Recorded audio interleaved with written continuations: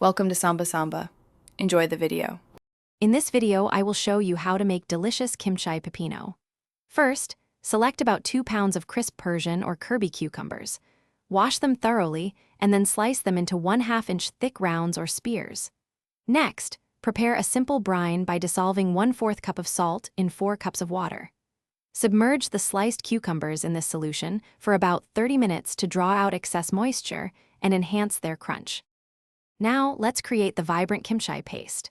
In a large bowl, combine 3 tablespoons of gochugaru, 2 tablespoons of minced garlic, and 1 tablespoon of grated fresh ginger. Add 2 tablespoons of fish sauce and 1 tablespoon of sugar or rice syrup for a balanced flavor.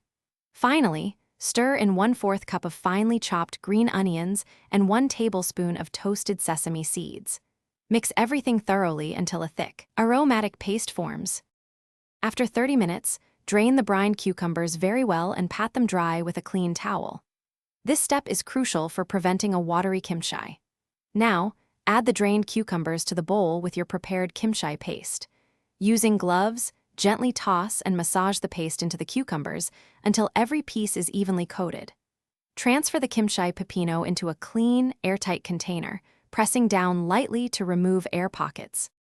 For the initial fermentation, leave your kimchi pipino at room temperature for 1 to 2 days. This allows the flavors to meld and develop.